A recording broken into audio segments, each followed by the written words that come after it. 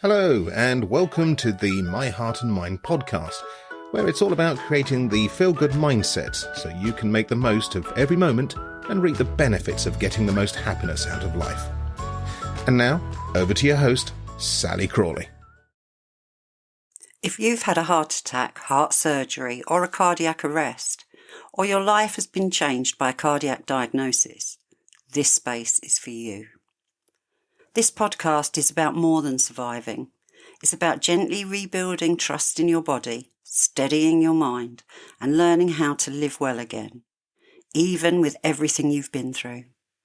Together, we'll explore the emotional side of heart recovery, the fear, the fatigue, the what-ifs, and how to work with your thoughts, feelings, and nervous system so you can make the necessary lifestyle changes, feel calmer, stronger, and more like yourself again. Take a breath. You're safe here. But Mum, you can't not like coffee. That's your signature drink. Welcome, my hearty friends. Those were the words my daughter said to me after I told her I didn't like coffee anymore. It was as much of a surprise for me as it had always been me that was the coffee snob. I liked it fresh brewed from ground beans, strong and black. If you've had a heart attack or heart surgery and suddenly find your favourite foods taste off or worse, downright awful, you're not alone. It might feel strange, confusing and even upsetting. Food and drink that once brought you comfort and joy now seems bland, bitter, metallic or just wrong. Before I continue with this episode, I want to tell you about my new online Hearty membership club, where we can have real conversations about the things that happen to us after a cardiac event or heart surgery. I'd love it if you'd add your name to my waitlist. As my idea develops, you'll get updates and you'll be invited to join me when I launch. Becoming a member means that each month you'll get access to a live Zoom learning session with a replay if you can't make it.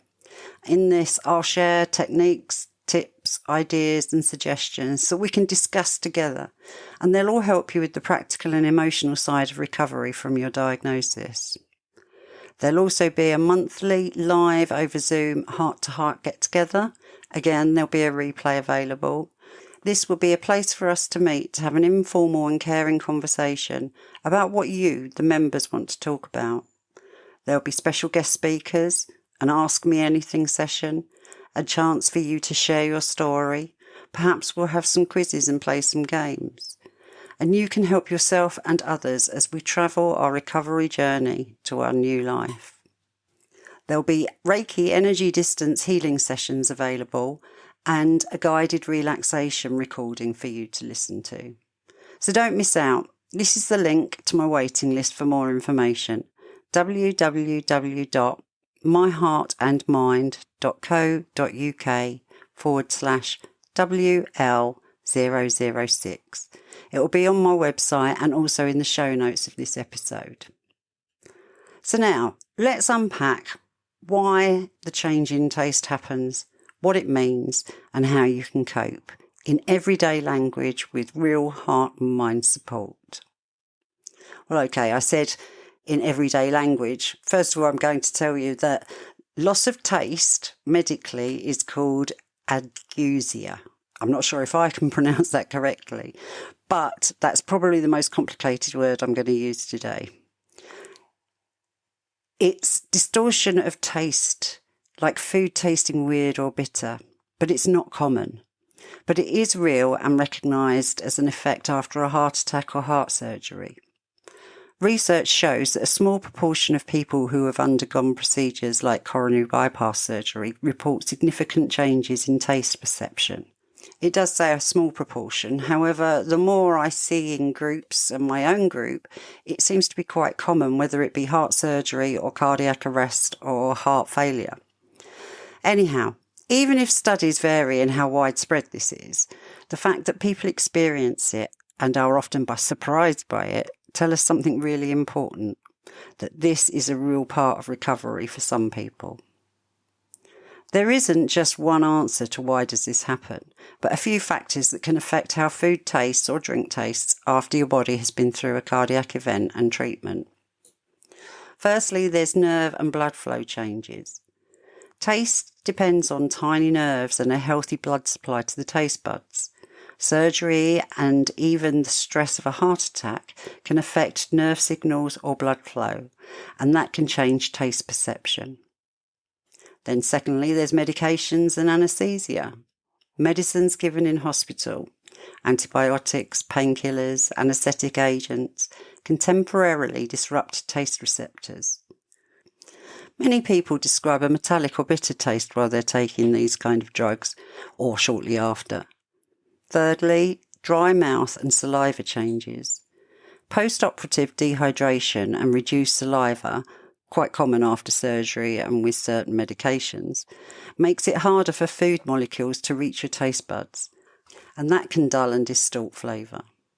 And fourthly, there's the gut-brain and psychological impact. Stress, anxiety, emotional recovery and altered appetite, which many cardiac patients experience, also change how brain interprets sensory signals, and this includes taste. Here are some real experiences shared by people in my Facebook group, and they illustrate just how quirky and personal taste change can be. First one, similar to me. Now I can't even stand the taste of coffee, even after being told I can have it in moderation. It's disgusting. Then there's any form of potato. Chips, boiled, mash, all tastes off. Alcohol. Nope. Tried beer, tried Guinness, tried with lime, still awful. Chocolate tastes weird. Cakes and biscuits are not as enjoyable anymore. Curries are okay, but everything feels weird. These are exactly the kinds of changes people describe, and they can be very frustrating, disheartening, and a blow to the morale when you used to enjoy these things. But they are also part of a pattern that some patients notice. And we worry, is this temporary or is it permanent? So there's good news. For many people, taste returns over time. Temporary taste loss or distortion after surgery or a cardiac event often resolves. More often than not, it's just a few weeks or perhaps a few months, or for medication-related changes or inflammation to settle. Even if it's that the nerves are stunned by surgery or nerve irritation, recovery may continue for some months as healing does happen. But everybody's journey is different. For some people, taste changes can persist longer, months or even years, especially if there's been direct nerve involvement. But a note of reassurance, persistent taste issues are rare, and most people who experience changes see some improvement over time. So why does this food taste thing matter to me? Why am I talking about it today? In relation to mental and emotional health and our physical health, food, it goes far beyond food just tasting weird. A loss of taste isn't just about pleasure. It can affect appetite and nutrition, enjoyment of food and social meals, mood and emotional well-being, weight and recovery progress. When eating feels unpleasant, it's not surprising that people might eat less or feel down about food. This can be especially tough when your body needs good nutrition to heal. So what are some practical ways to cope and reconnect with food if you're struggling at the moment? Well, here's a couple of gentle and practical strategies that you might find helpful. Firstly, season your food wisely but healthily. Use herbs and spices to boost the flavour instead of extra salt or sugar. Try things like a citrus zest. Pepper, rosemary, basil, cinnamon can add interest without actually harming heart health. Secondly, try playing with texture and temperature. Some people find cold foods much more enjoyable when taste is dull. Crunchy textures or a smooth soup might feel more appealing. Make sure that you stay hydrated as well. A dry mouth makes taste worse.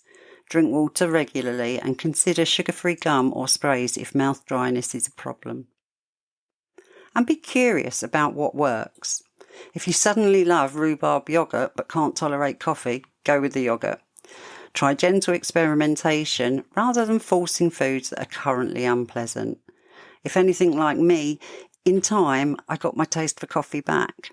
I don't drink very much of it though, because it does tend to make my heart race ahead, but I still enjoy a couple of cups in the morning. And talk to your healthcare team, your doctor. If taste loss is persistent, worsening or affecting your nutritional weight, please get in touch with your doctor. Check for vitamin, mineral deficiencies like zinc, which can play quite an important role in taste perception. Have your medications reviewed, and they may actually decide to refer you to the ear, nose and throat specialist or a dietitian, because your sense of taste is also connected to your sense of smell. It's real. Emotional side of taste changes. Heart recovery isn't just about physical healing. Losing the pleasure of a favourite coffee or a Sunday roast can feel like losing part of yourself. It's okay to grieve that. It's okay to feel frustrated. And again, as always, you're not the only one to be going through this. Talking about it with a support group like the My Heart and Mind community on Facebook, talking to friends and family, can really help you feel less alone.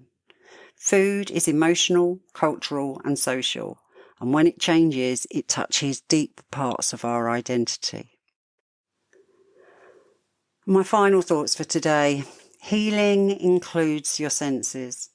Taste changes after a heart attack or surgery may feel strange or discouraging, but they're often part of the healing process. Just as your heart strength builds back up with time, so too can your taste perception, sometimes gradually and sometimes in unexpected ways.